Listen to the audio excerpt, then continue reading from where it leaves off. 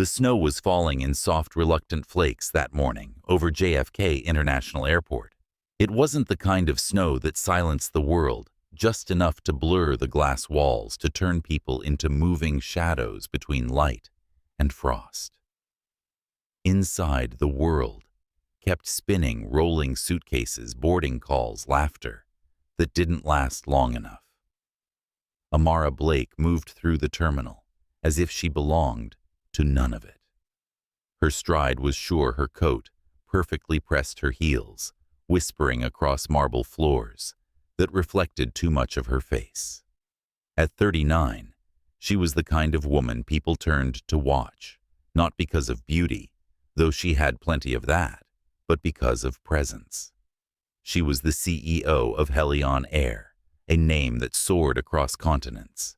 The first black woman to head a global airline. Her jet waited on the private runway, fueled and ready to take her to Zurich. Another summit, another speech, another round of polite applause. Her assistant had already gone ahead. There were only a few steps left between her and the elevator that led to her private terminal. And then she stopped. At first, she thought her mind was playing one of its cruel tricks again, those flashes of memory she had learned to bury. But no, this wasn't memory. This was now. Through the frosted glass that divided the commercial gates from the private section, a man bent down to tie a child's shoelace. His coat was worn a size too big. His hair had thinned in places she remembered running her fingers through. But that jawline, strong, honest, unpretending, she would have known it anywhere. Jake Miller, her ex-husband, the man whose laughter once lived in every room of their home, the man she had left behind on a morning that still haunted her like a song with no ending. Beside him stood two girls, maybe 8, maybe 9 now. One had a paperback, open lips, moving silently as she read. The other was pointing at a vending machine, laughing about something only children could find funny. Amara's breath caught her chest, locked, and suddenly she wasn't a billionaire, wasn't a CEO, wasn't anyone at all. Because those eyes, those were her daughters, Lily and June.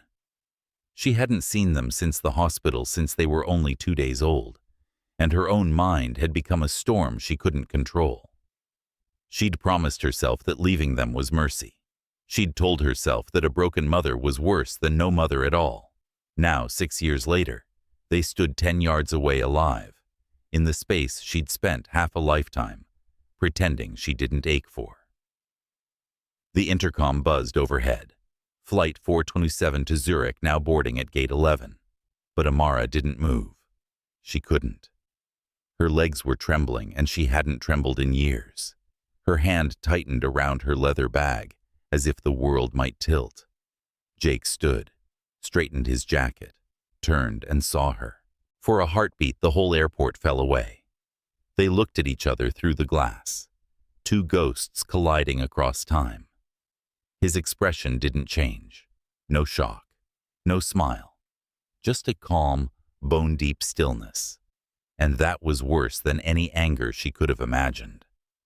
Then something unexpected. A woman stepped up beside him, light-skinned hair, in a messy bun, laughing softly as she handed Lily a cup of hot chocolate. Her hand brushed Jake's arm. Familiar. Easy. Amara felt her chest cave in. He'd moved on. Of course he had. Her vision blurred, not with tears, but something heavier, the weight of knowing you'd been replaced, that life had continued without you, and that maybe it was better that way. A voice echoed over the loudspeaker again.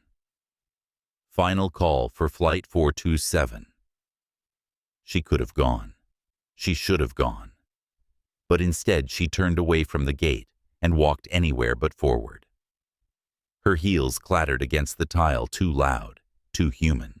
She found herself in a quiet corner, near an unused gate, where the snow outside looked like static against a gray sky. Her hands were shaking as she took out her phone. She hadn't looked at that contact in years, but the name was still there. Jake Miller. The number hadn't been deleted through all the new phones, new passwords, new identities she'd built. It had survived her reinvention, her ambition, her loneliness. She typed, "It's me," then deleted it. Typed again.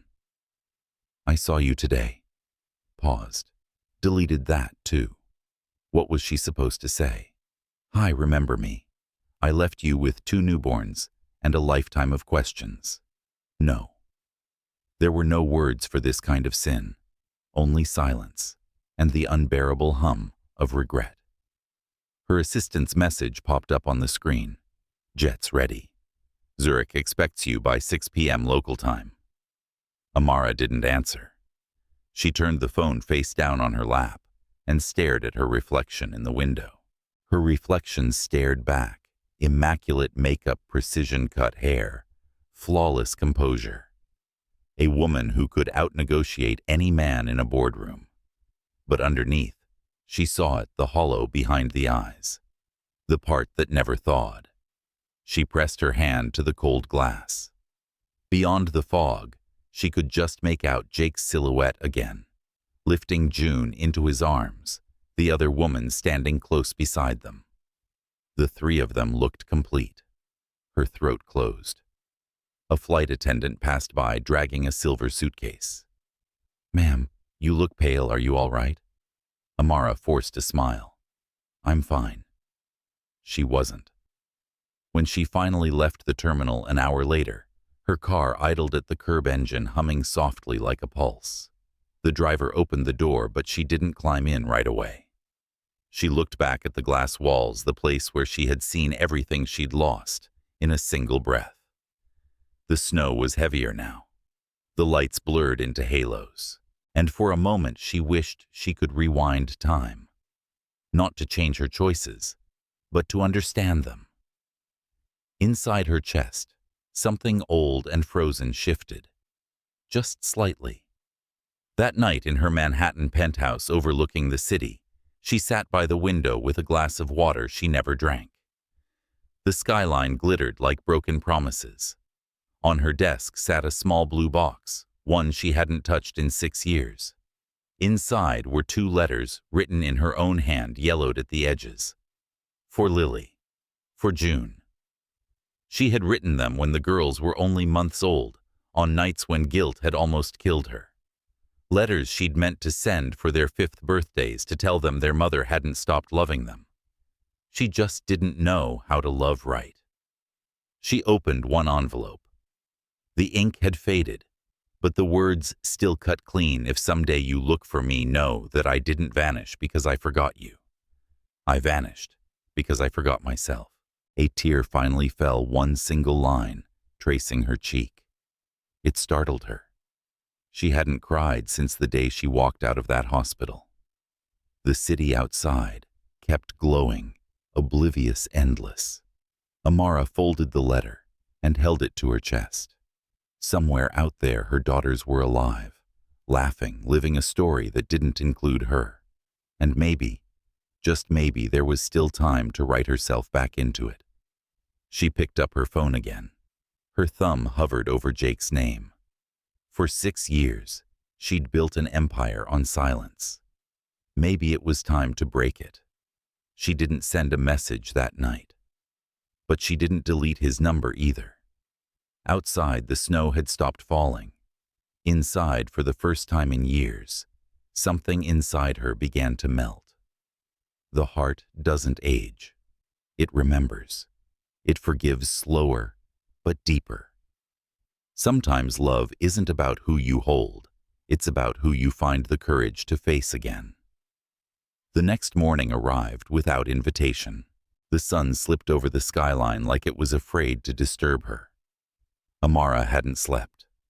The letters still lay open on the desk beside her, untouched tea, and New York, with all its glitter and grind, felt smaller somehow, like a city of ghosts, whispering through glass. For 6 years, she had told herself that what she did was survival. That walking away from Jake, from 2 newborn daughters, had been the only way to save them from the darkness inside her. The doctors had called it postpartum psychosis. She remembered those days in fragments, the trembling hands, the whispers that weren't real, the moment she'd stood by the window terrified of herself. But time, for all its cruelty, has a way of peeling back the lies we tell ourselves. It wasn't survival anymore. It was avoidance. Her assistant Clara arrived promptly at 9, balancing 2 coffees and a folder thick with flight schedules. "You missed Zurich," Clara said softly, as if announcing a death. "I know." Amara's voice was calm, too calm. "We'll reschedule the board." Clara continued placing the folder on the table. "They'll understand. You've earned that much." Amara smiled faintly. "They always understand, don't they? As long as I keep the planes flying." Clara hesitated. "You look different today." "Do I?" "Yes, softer." Amara laughed under her breath, a low, broken sound.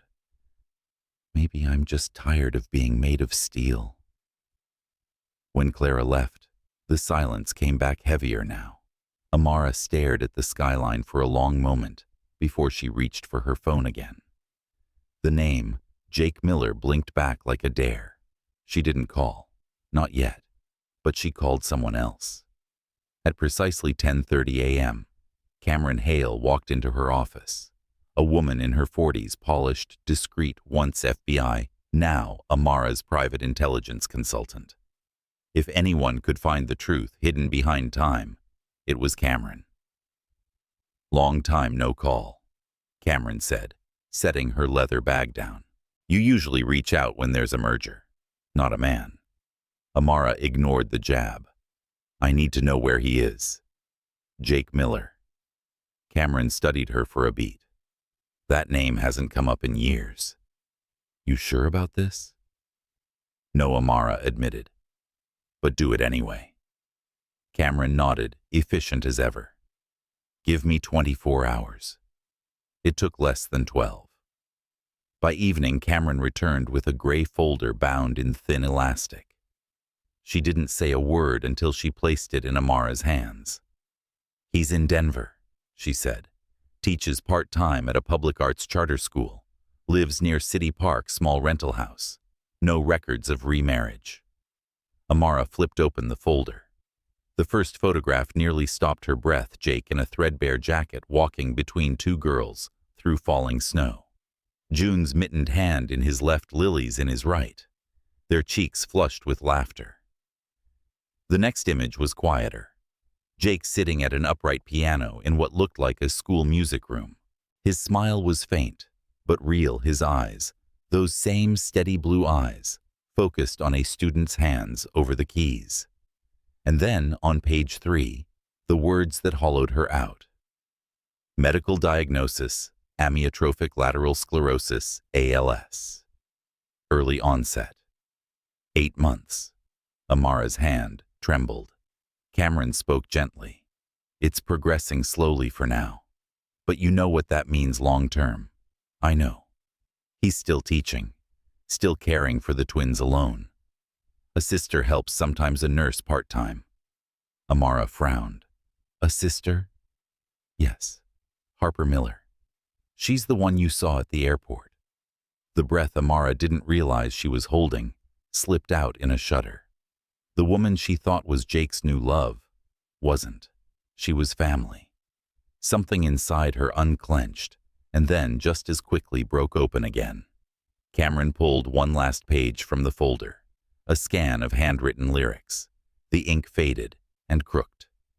"I found this in a shared school drive," Cameron said. "He uploads music for his students. This one wasn't public." Amara read the words aloud under her breath. "I tried to build a song with what you left me, but the melody breaks where your name should be." Her throat tightened. She traced the half-finished note at the bottom, the line that ended mid-air, like he'd stopped mid-thought. "He never finished it," Cameron said softly. "Maybe he didn't know how." Neither did she. When Cameron left, Amara sat alone for a long time, the file open in front of her like a confession. Outside, the city's lights flickered through the fog, each one a pulse of something still alive, still possible. For years, she had believed she'd buried her love, beneath ambition, beneath guilt. But love like that doesn't die. It just hides, waiting for you to be brave enough to find it again. Amara walked to the safe behind her desk and unlocked it. Inside lay a small linen-wrapped box, one she hadn't opened since she'd written those unsent letters. She added the photograph of Jake and the twins on top, closed it gently, and whispered, "I'm sorry." But apology wasn't enough anymore. She picked up her phone and finally opened his number. The same message she'd typed at the airport was still there. "It's me." This time she didn't overthink it. She didn't delete it. She just pressed send. Hours later, in a small house in Denver, Jake Miller's phone buzzed on the kitchen counter. He was washing dishes, the radio humming low, his daughters asleep upstairs. He dried his hands, glanced at the screen, and froze. 2 words. No punctuation, no name needed. "It's me." He closed his eyes, let out a breath that sounded almost like a prayer, and set the phone face down beside the sink. He didn't reply. Not yet. He walked into the living room, where a half-written piece of music still rested on the piano stand. The same song. The one he'd never been able to finish. He touched a single key, let it ring, and whispered to the empty room. She found the melody. In New York, Amara watched her phone for hours, waiting for a reply that didn't come. But for the first time in years, the waiting didn't feel like punishment. It felt like hope, wearing thin shoes, tired, but walking toward something. She stepped onto her balcony. The city below shimmered with the restless pulse of late winter. A gust of cold brushed her face, and she let it. The snow had melted overnight. The streets were wet and alive again. For the first time, she wasn't afraid of tomorrow. She turned her face to the wind and whispered a promise only the night could hear. "I'm coming home." It was nearly dawn when Amara decided. Not with words, not with a plan, just with stillness. The kind that comes after years of running. Outside her penthouse, New York, was slowly waking, lights flickering in apartment windows like small, stubborn hopes. The streets below glistened with the memory of snow. Amara stood by the glass, her reflection pale against the dark sky, and thought of Denver, of a man whose hands once steadied hers, of 2 girls she'd never watched grow. By 8 o'clock, her assistant Clara was knocking on the door. "Your Zurich team has been calling since 6, she said, holding out the phone. "Tell them I won't make it," Amara replied, buttoning her coat. "Should I reschedule?" "No." Amara looked up, her voice softer but firmer. "Tell them I'm taking time off. Indefinite." Clara froze. "You don't take time off. I do now." The plane to Denver was half empty. No champagne, no assistants, no tailored silence. Just Amara, a window seat, and a sky so wide it felt like a confession. She spent most of the flight staring at the clouds, remembering. Not the arguments, those were easy. What she remembered were smaller things. Jake humming off key while fixing a leaky faucet, his hands always warm. The way he'd rub his thumb over her wrist whenever she was anxious, as if he could quiet the noise in her mind, just by touch. She had left that man with nothing but a note. 6 words, "Don't follow me. I'm not safe." When the plane landed, Denver greeted her with a low gray sky and air so crisp it hurt to breathe. Her driver, a woman in her 50s named Paulina, held a small sign that read, "Miss B Business," or "Personal." Paulina asked as she loaded the luggage. Amara hesitated. "I'm not sure yet." The ride from the airport to the city was quiet. Snow along the roadside was melting into pale slush. Children in puffy jackets dragged sleds across patches of grass that didn't quite remember spring yet. Paulina glanced in the rearview mirror. "You look nervous, honey." Amara smiled faintly. "Do I?" "Yeah." Like somebody about to tell the truth for the first time. Amara's laugh was soft, a sound that almost surprised her. Maybe that's exactly it. They reached Liberty Park, a stretch of land, dusted with snow and morning mist. Across the street stood a brick building with a modest sign, Denver Neurology and Rehabilitation Clinic. Paulina parked discreetly behind a line of SUVs. "You sure you don't want me to wait inside? I'll be fine." Amara sat in the car, the heater humming quietly, her breath fogging the glass. Her hands were cold, despite the warmth. She watched the entrance of the clinic the way a diver watches the surface before plunging, knowing she'd either rise or drown. And then, there they were. Jake came out first, walking carefully down the ramp. He moved slower than she remembered, a slight hesitation in his step, his gloved hand resting lightly on the railing. His hat sat low over his forehead. Behind him, Lily and June followed, one holding his hand, the other balancing a paper cup of cocoa, with both hands like it was something sacred. Amara's breath hitched. She hadn't expected the ache to be physical. They paused at the sidewalk. Jake looked both ways, and then, by some pull she didn't understand, he turned his head toward her. Through 2 panes of glass and 6 years of silence, their eyes met. He didn't startle, didn't smile. His expression was steady, almost tender, in its exhaustion. But in that quiet recognition, something passed between them, a sentence neither could finish. He said nothing, but his gaze spoke. "So you finally came back." Amara didn't realize her hand had reached for the door handle until she heard it click. The cold bit her skin as she stepped out. "Jake." Her voice came out smaller than she intended, almost a whisper lost in the wind. He stopped. Lily and June turned confusion, flickering in their faces. Jake lifted a hand as if to hold the moment in place. "You don't get to do this," he said quietly, not angry, just certain. "I'm not here to cause a scene," she said. I just wanted to see you, to see them." Jake shook his head. "They didn't need you to see them, Amara. They needed you to stay." The words hit like frostbite, slow, sharp, and merciless. Lily tugged his sleeve. "Dad, can we go?" He turned to her, his tone gentler. "Yes, sweetheart. Let's go." The 3 of them started toward the corner, the twins' hands wrapped around his. Amara stood frozen in the parking lot, her heart pounding against the cold air. Just before they entered the clinic, Lily glanced back. No anger, no tears, just a look, clear, steady, almost adult. A look that said, "I remember." Then she turned away, and they were gone. The car ride back to the hotel felt endless. The heater's hum was the only sound. Outside, Denver drifted past in gray silence, snow traffic lights, a city living quietly in its own rhythm.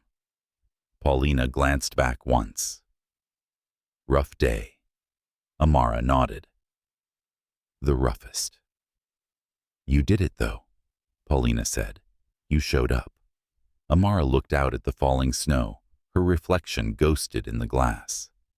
"Showing up doesn't mean you belong." "Maybe not," Paulina replied softly. "But it's where belonging begins." That night, Amara sat on the edge of her hotel bed, the hum of the heater filling the room. She hadn't cried at the clinic, not even when Jake turned away, but now the stillness broke her open. She cried quietly without sound, like someone learning how to feel again. In the space between sobs, she heard echoes: June's laugh, Lily's steady voice, Jake's calm patience, fragments of a life she'd forfeited. When the tears slowed, she opened her phone. Jake's message thread was still blank. No reply. She typed a new one. I'm still in Denver. Then she deleted it. She wasn't ready to ask for forgiveness. Not yet. Forgiveness had to be earned by presence, not words. Outside, snow fell again, fine and quiet, like a secret returning home. Amara turned off the lights and lay down, her hand resting over her chest where it hurt the most. Tomorrow, she decided she would go back to the park. Not to chase, not to beg, just to watch, just to remember. And maybe for the first time to understand what it meant not to run. The morning came softly with the kind of pale light that makes everything look a little forgiving. Amara woke early, the city still half asleep beyond her hotel window. She hadn't dreamed, not in the way she used to. No frantic flashes, no crying babies, no hospital rooms. Just stillness. Downstairs, the lobby smelled of coffee and clean linen. The same driver Paulina waited by the door, hat tilted against the cold. Same place she asked. Amara hesitated, then nodded. Same place. The drive to Liberty Park was quieter this time. The snow had melted into thin streams that caught the morning sun, and the mountains in the distance looked impossibly calm, as if nothing bad could happen under skies like that. Paulina parked in the same discreet spot, behind a row of bare trees. "You sure about this?" "No," Amara said. "But I'm here." Across the street, the clinic door opened. Jake came out slower than yesterday, his gait uneven. He leaned lightly on the railing before making his way to the sidewalk. The twins flanked him again, each holding one of his hands. Amara watched them, her breath fogging the glass. Something in her wanted to rush out to close the distance and say everything she'd kept locked behind pride and shame. But the words still wouldn't come. When they reached the corner, Jake looked up. His gaze found hers instantly. He didn't look surprised. Maybe he'd expected this. Maybe some part of him knew she wouldn't leave so easily this time. He crossed the street before she had time to decide what to do.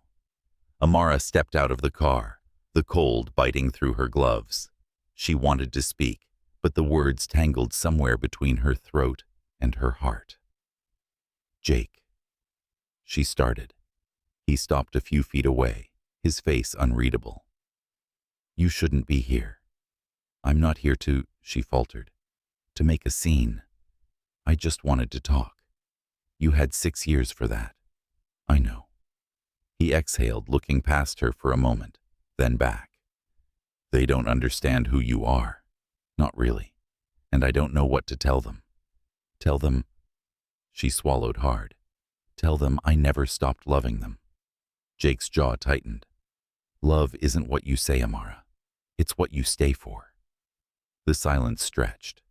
Snow began to fall again, soft and steady. "I'm sorry," she whispered, "for everything." He shook his head slowly. "You don't even know what you're sorry for." "I do," she said. "I'm sorry for leaving you with fear you didn't deserve. I'm sorry for being too sick to explain it. I'm sorry for every morning you had to answer their questions alone." Jake looked down, his breath clouding in the air. For a moment she thought he might turn away again, but instead he said quietly, "Tomorrow. 10 o'clock. Same cafe." Then he walked off, the twins trailing behind him, their laughter echoing faintly against the still air. The cafe hadn't changed. The bell above the door still chimed slightly off-key. The same oak counter, the same smell of roasted beans and vanilla. Amara walked in the next morning, wearing a simple coat and no makeup the way she used to when she and Jake were newly married and broke, but happy. He was already there, seated by the window. No coat, just a navy sweater she remembered folding years ago. He didn't stand when she approached, didn't reach for her. He just nodded toward the seat across from him. "Coffee?" he asked. She smiled faintly. Still black. Still black. He didn't ask how she'd been. He didn't need to. It was written in the quiet spaces between them.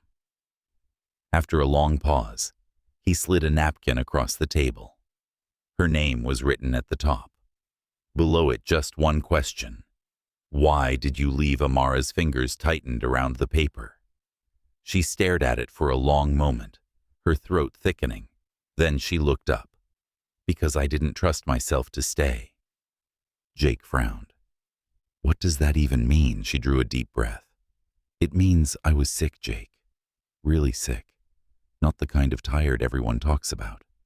The kind that whispers things that aren't real. The kind that tells you the world would be safer if you weren't in it. His eyes searched hers, confusion, softening into something else. Dread, maybe. I was diagnosed with postpartum psychosis, she said. Not depression, not sadness. It was madness, real terrifying madness. I would look at them, our daughters, and see shadows. My mind would turn on itself. I thought if I stayed, I might hurt them. Or you. Or myself. Jake's hand clenched around his coffee cup. You could have told me. I wanted to, she said, but by the time I could form the words, you hated me. And I hated myself. He looked away, his jaw working. The silence between them was heavy but alive, like something shifting in the dark. Finally he spoke. You weren't the only one who broke, you know. They asked for you every night for 2 years. I didn't know what to say. So I told them you were somewhere safe. Her eyes shimmered. Was that true? He met her gaze. I hoped it was. For a long moment, they just sat there, two people staring across a table surrounded by the smell of coffee and memories that hadn't finished aging. Then Jake reached into his coat pocket and pulled out a folded piece of paper. I kept this, he said. It's the last song I wrote before you left. Amara unfolded it carefully, sheet music unfinished, notes trailing off mid-measure, like someone had run out of courage. I tried to finish it, he said, but it never sounded right. Not without you. Amara traced the faint pencil lines with her fingertip. Do you still play? Sometimes, he said, when they ask. She looked up. You're a good father, Jake. He smiled, weary, but proud. I had to be. You taught me how to survive alone. She swallowed. I don't want to just survive anymore. I want to live again. I want to know them. I want to make it right, even if it takes the rest of my life. Jake studied her face as though trying to decide whether he could believe the woman sitting in front of him was the same one who'd vanished 6 years ago. If you're serious, he said finally, come to the rink tomorrow morning. The girls go there every Thursday. She nodded, tears threatening, but held back. I'll be there. He stood, sliding the chair under the table. Don't make promises you can't keep, Amara. They've had enough of those. I won't. Jake walked to the door, pausing only once before stepping outside into the snow. He didn't look back. Amara stayed long after he was gone. The coffee had gone cold, her hands still resting on the table beside the folded sheet of music. Outside, children's laughter drifted in from the street, the same sound she'd heard through glass just days ago. For the first time, it didn't feel like punishment. It felt like the beginning of something brave. Thursday morning arrived, wrapped in a soft gray light. Denver's sky looked half asleep, the kind of morning that smelled faintly of snow and cinnamon. Amara woke before sunrise. She hadn't slept much. She'd spent most of the night sitting by the hotel window, turning Jake's sheet music over and over in her hands. Those unfinished notes felt like a mirror, a life paused in mid-measure, waiting for courage to begin again. She dressed simply, no designer coat, no statement heels, just jeans, a wool sweater, and the old scarf she'd found buried at the back of her closet years ago, still faintly scented with lavender. She looked at herself in the mirror and barely recognized the woman staring back. Not the CEO, not the headline, just Amara. Just human. The drive to the ice rink was short. Children spilled in from minivans and SUVs, their laughter filling the air like music she hadn't heard in years. Inside the rink smelled of metal popcorn and childhood. Jake was already there. He stood by the railing, steadying himself, with one hand, his posture slightly off balance, but proud. His daughters were on the ice, Lily gliding confidently, June giggling as she tried to catch up. They looked radiant, alive. When he saw her, Jake nodded once. No smile, no welcome, but no anger either. Just acknowledgement. It was enough. Amara stood near the bleachers, clutching the rental skates the attendant had handed her, and watched the girls. The twins didn't look her way. She didn't expect them to. Still, she tied her laces. Her fingers shook. The first few steps on the ice were disaster. She wobbled, clung to the rail, tried to remember what balance felt like. The ice hissed under her skates, a sound both alien and intimate. Around her, children darted past in bursts of laughter. At one point, a teenage boy carrying nachos nearly collided with her. She stumbled, windmilled her arms, and caught herself just in time. The boy laughed good-naturedly, and even she couldn't help but smile. From across the rink, June giggled. Lily, pretending not to notice, skated harder. Amara took another step, then another. Each one a small rebellion against the fear that had kept her away for so long. 10 minutes later, she fell. Hard. The sound echoed across the ice. She sat there breathless, a mix of shock and embarrassment warming her face. June stopped mid-glide, covering her mouth in a gasp. Lily slowed too, eyes darting between her mother and her father. Amara laughed softly, self-consciously, and pushed herself up. Her knees ached, but she didn't stop. She wobbled forward again, slower this time, determined. Jake watched from the railing, his hands tight around the bar. There was something unreadable in his expression. Not pity, not pride, just quiet observation. After a while, June skated closer. She circled once, testing her distance, then spoke. "You're not very good at this." Amara smiled. "Not yet." June grinned, that fearless open grin children have when they don't know they're healing someone. "Don't give up," she said. The words hit like sunlight through frost. Lily skated past, pretending not to listen, but her eyes lingered for a beat longer than before. Later in the bench area, Amara sat beside June, who was tugging off one skate and rubbing her ankle. "Does it hurt?" Amara asked gently. "A little. May I help?" June hesitated, then shrugged. "Okay." Amara knelt beside her, gathering the child's thick brown hair to keep it from falling forward. It was tangled, knotted near the back, a chaos only a mother's hand would think to fix. "Your hair?" Amara murmured, reaching instinctively to braid it. Her fingers fumbled, clumsy from years of disuse. Left over right, right over left, she couldn't remember. She tried anyway. The braid came out uneven, messy. June winced as Amara pulled too tight. "Sorry," Amara said quickly. "It's been a long time since I've done this." Lily approached silently, kneeling beside them. She pulled a purple hair tie from her wrist and handed it to Amara without meeting her eyes. "Use this," Lily said quietly. "It holds better." Amara took it slowly. "Thank you. It's for the braid," Lily replied. "Not you." The words weren't cruel. They were honest. Honest in the way only a child could be. Amara nodded humbly. "Still, thank you." Lily stood looking down at the finished braid. "It's crooked," she said. June turned toward the mirror of her phone and tilted her head. "It's okay," she said. "It's her first try." Amara's breath caught. That was what Jake had said to her once years ago, the night she'd burned dinner and cried over the smell of smoke. "It's okay. It's your first try."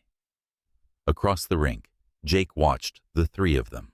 His face softened, his hands still gripping the rail, but his posture less guarded now. When they left the rink, the air outside was colder sharp with the scent of melting ice. The girls ran ahead toward the car, their laughter trailing behind. Amara lingered a few steps behind with Jake. "She looks happy," she said, nodding toward June. "They both do," Jake replied. Then after a pause, "They used to ask about you." Amara swallowed. "Used to," they stopped when it hurt too much. She looked down. "I deserve that." Jake's voice softened. "You don't deserve to keep paying for it forever." He started toward the car, but his steps faltered halfway. Amara reached out instinctively, her hand brushing his arm. "Jake." He didn't answer right away. His jaw tightened. "Just tired." He walked on slower this time, his breath shallow. That night, the world changed again. Amara was in the kitchen rinsing mugs when she heard a thud from the hallway, heavy and wrong. Then came Lily's scream. She ran. Her heart pounding, she turned the corner to see Jake collapsed near the bathroom door, one hand curled near his chest, his body trembling. His face was ashen sweat gathering at his temple. "Jake," she shouted, dropping to her knees beside him. "Stay with me, please." Lily was already dialing 911, her fingers trembling. June sobbed quietly, clutching her sister's arm. Amara's training, buried deep under years of panic, surfaced. She checked his pulse, steady, but faint. She brushed the damp hair from his forehead and whispered his name over and over. "Stay with me, Jake. Just stay." The ambulance lights washed the walls in red and blue. In the chaos of the ER, amid monitors and hurried footsteps, Amara found herself alone in a chair, her hands shaking in her lap. The twins were asleep beside her, their heads resting on each other's shoulders. When the nurse finally came out, her voice was kind. "He's stable. It was a minor arrhythmia, stress and fatigue. He'll need to stay overnight." Amara nodded, relief flooding through her. "Would you like to see him?" the nurse asked. She looked at the girls sleeping so deeply it hurt to wake them. "Yes," she whispered. "I'll bring them." Inside the dim hospital room, Jake looked small in the bed, smaller than she'd ever seen him. Machines blinked softly beside him, a low hum of rhythm and mercy. He opened his eyes when she stepped closer. "You're still here," he murmured. "I didn't leave this time." He managed a faint smile. "Progress." Amara sat beside him, her voice trembling. "You scared me. Guess I'm good at that. Don't joke." He reached for her hand, his grip weaker, but still warm. "Then don't disappear again." "I won't." "Promise." She nodded. "I'm done running." Jake exhaled slowly, his fingers still tangled with hers. "Good," he whispered, "because they've just started to notice your shadow. Don't make them lose it again." Amara bowed her head, tears finally spilling down her cheeks. She didn't answer. She just held his hand steady, the way he once held hers, until dawn crept through the blinds and turned the room pale gold. The hospital room was quiet, except for the soft rhythm of Jake's breathing and the distant hum of machines. Morning light filtered through the blinds, turning everything gold and fragile. Amara sat in the chair beside his bed, her hand still wrapped around his. The twins were curled up on the small couch, one head resting against the other, their shoes kicked off their hair, tangled from sleep. It had been a long night, the kind that changes something in you. Jake stirred first, his eyelids fluttering open. His voice was low, rough with fatigue. "Are they still asleep?" Amara nodded. They didn't want to leave. He smiled faintly. "They're stubborn like their mother." She almost laughed, then stopped herself. "Don't make me cry again. I've reached my quota." Jake turned his head toward her. "You've been here all night. I didn't want to be anywhere else."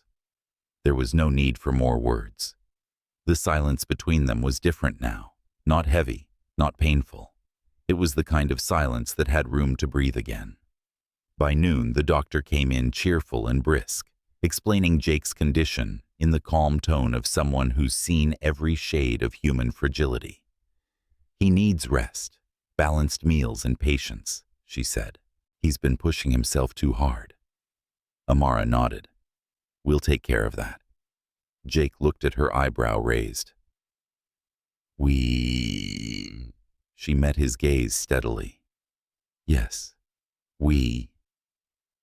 When he was discharged 2 days later, the twins insisted on decorating the house. Streamers hung crookedly across the living room. "A welcome home." Dad's sign leaned against the window, half of it written in glitter pen. Jake pretended not to notice the uneven letters. "Looks professional," he said, smiling. "It's homemade." June corrected him proudly. "Mom helped with the glue." Amara blinked, startled. "You called me?" June shrugged. "You helped?" Lily rolled her eyes, but there was no sharpness in it. She did okay. Jake laughed softly. High praise from Lily Miller. The girls ran off to the kitchen, arguing about cake frosting. For a while, the house filled with the kind of noise Amara had only ever dreamed about, the sound of life being lived. Jake lowered himself onto the couch. He looked tired but peaceful. "You don't have to stay," he said quietly. "You've done enough." Amara shook her head. "I've done nothing. Let me try Jake, not out of guilt, out of love." He studied her for a moment. "You always did love hard. You just didn't know how to stay when it got messy." "I do now." He didn't argue. He just closed his eyes and leaned back, his hand resting loosely on the couch cushion between them. After a moment's hesitation, she placed her hand on top of his. He didn't move it away. The next few weeks settled into a rhythm both strange and familiar. Amara learned the quiet language of ordinary things: warming soup, folding towels, sitting on the porch in the cold twilight, while Jake rested inside. The twins began to let her in by degrees. June would chatter about school projects, asking questions about airplanes and the places Amara had seen. Lily was slower, more careful with her words. But sometimes Amara would catch her watching, curious, measuring, wondering if this woman might truly stay. One evening, while Jake dozed in the armchair, Amara found Lily at the kitchen table, coloring. "Can I sit?" she asked. Lily shrugged.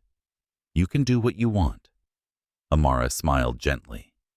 "What are you drawing?" Lily held up the paper. 2 stick figures holding hands beneath a tree.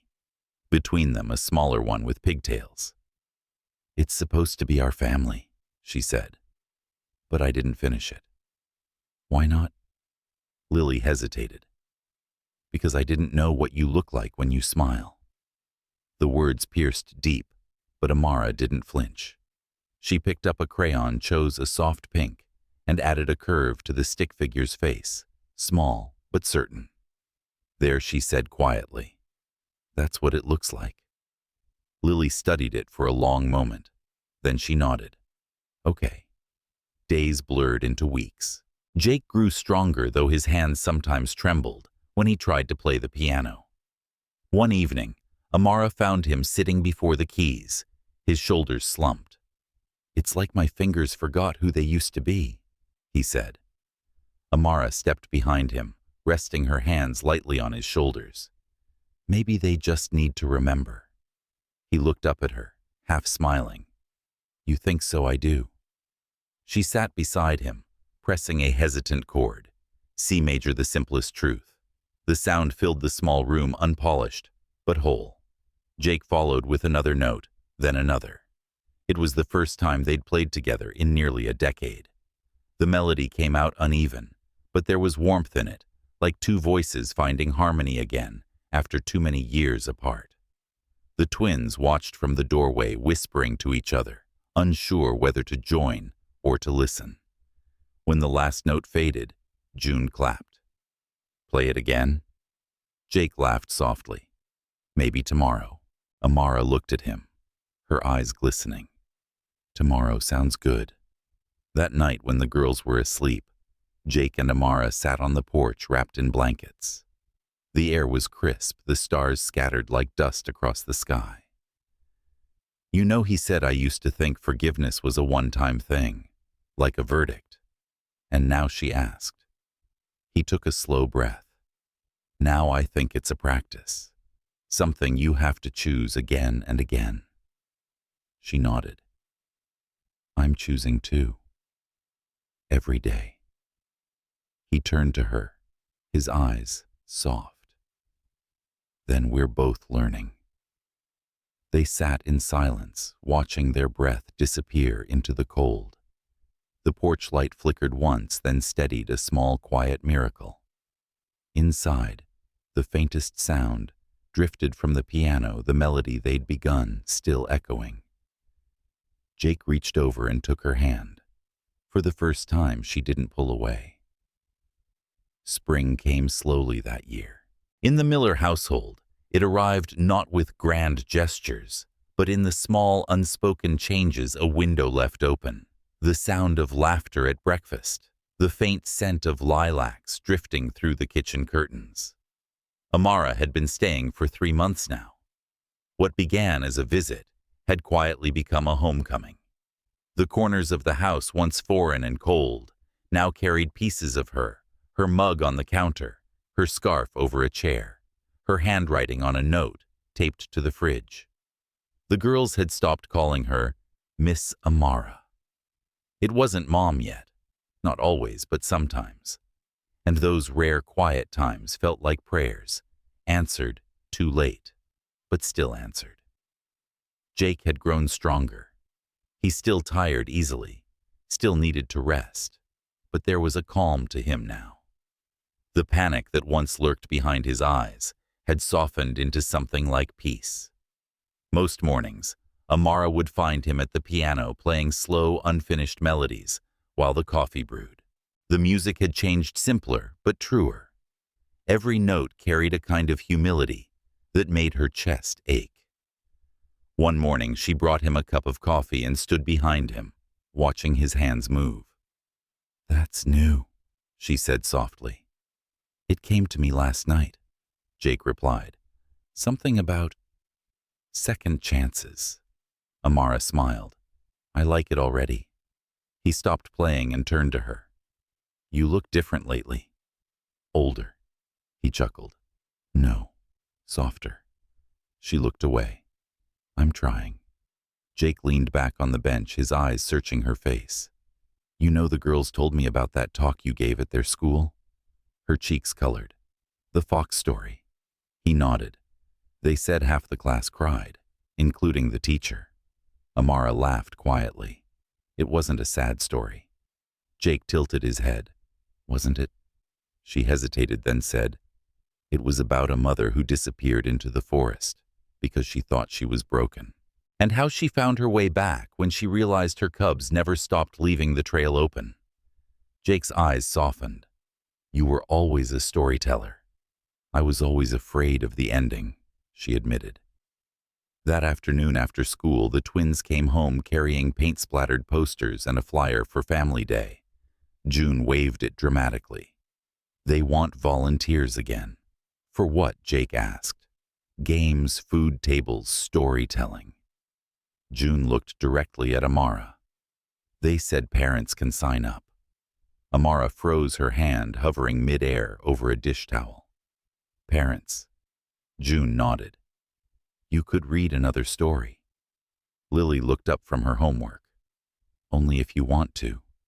It was such a small sentence, "only if you want to," but in it was permission, trust, and a kind of fragile hope that made Amara's throat tighten. She smiled. I'd love to.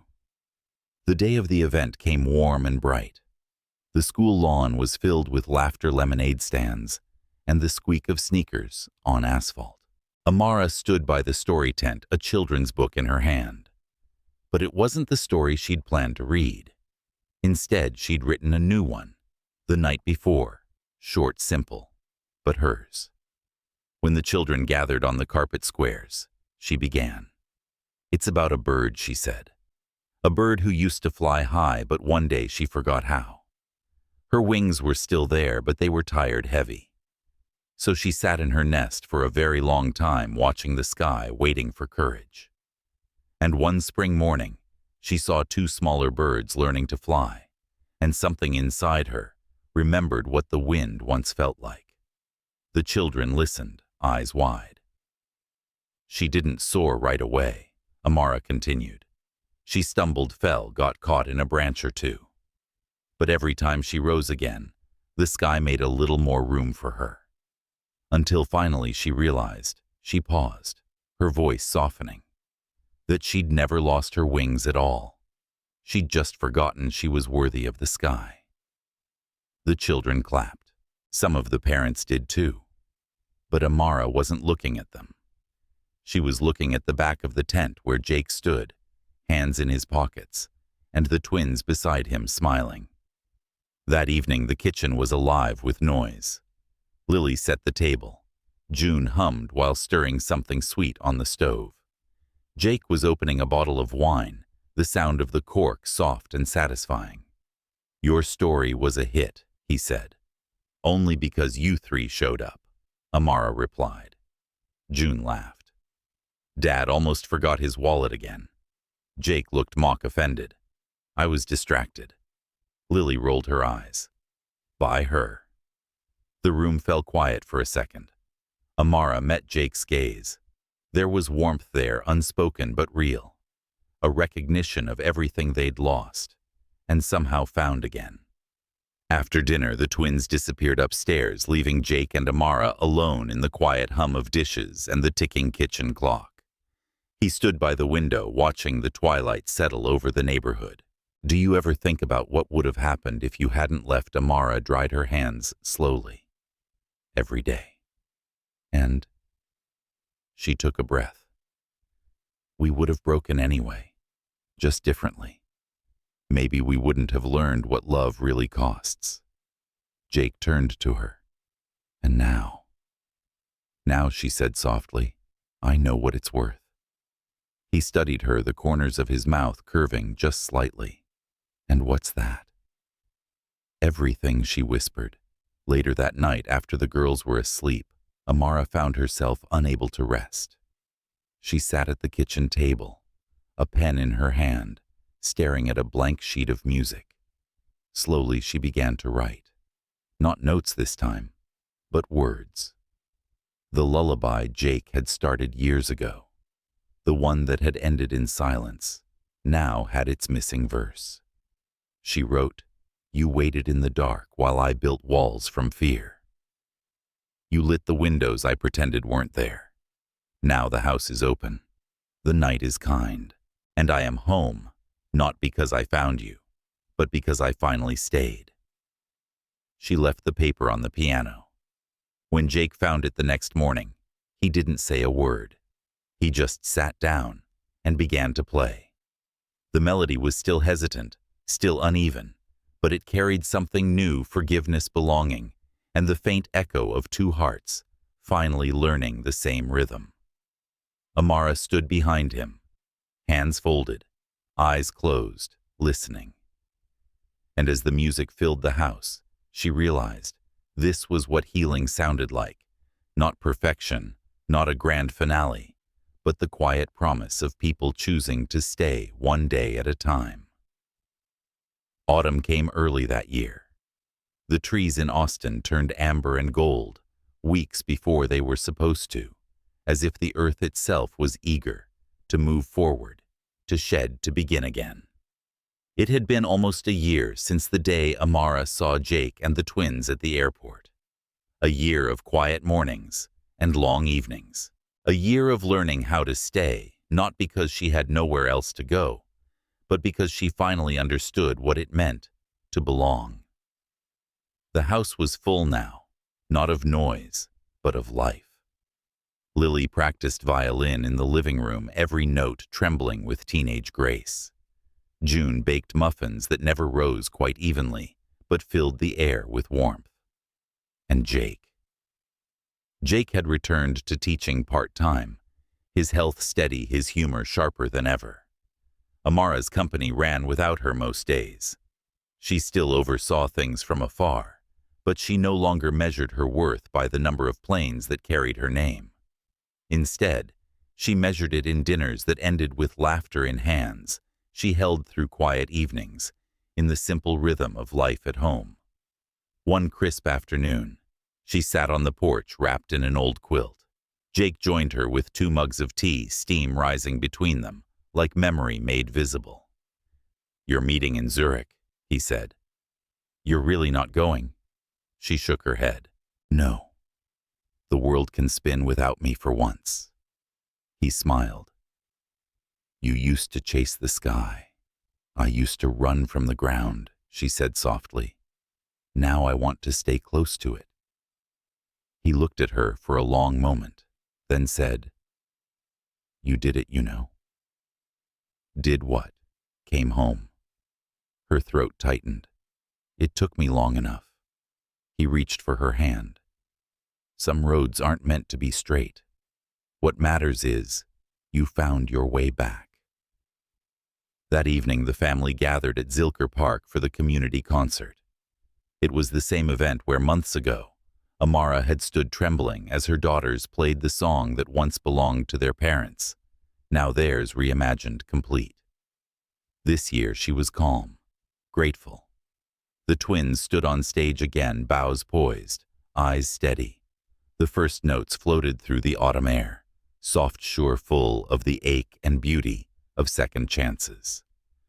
Jake sat beside Amara, his arm resting along the back of her chair.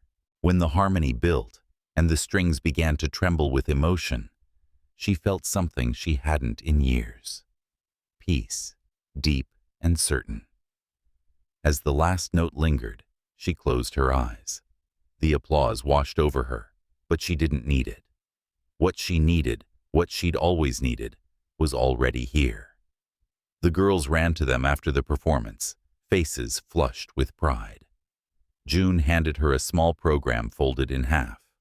On the back, in Lily's tidy handwriting, it said, "For Mom and Dad who taught us that broken things can still sing." Amara felt the tears come freely this time. Jake pulled her close, whispering, "Looks like they found the ending." She smiled through the blur. "No," she said. "They found the beginning." Later that night, when the house was quiet, Amara wandered into the music room. The piano waited in the corner, the faint scent of cedar and old sheet paper lingering around it. She sat down and began to play. The melody was simple, almost hesitant, the same lullaby Jake had started all those years ago. But when she reached the final line, she added one last note, soft and full, a note that belonged to her. Jake appeared in the doorway, leaning against the frame, still writing. "Just finishing," she said, smiling up at him. He crossed the room and placed his hand over hers, on the final chord. "Then play it again," he said quietly. "For all the time we thought we'd lost." She did. This time the sound filled every corner of the house, tender and whole, the music of forgiveness made flesh. The next morning, Amara woke before sunrise. The world outside was pale and still, a hint of gold on the horizon. She stepped out onto the porch, barefoot, feeling the chill against her skin. For years, she had feared mornings like this, quiet ones, with no meetings, no flights, no noise to outrun her own thoughts. But now she embraced them. They were proof of life, of healing, of the grace that waits for those brave enough to turn back toward love. Behind her, Jake's voice called softly from the doorway. "Coffee's ready." She turned and smiled. I'll be right there. And as she walked inside toward warmth, toward family, toward the ordinary miracle of another day, Amara Langston finally understood. Home wasn't where you came from. It was where you decided to stay. Because sometimes the most beautiful thing a woman can do isn't to rise again. It's to stay, to forgive herself, and to let love meet her where she stands.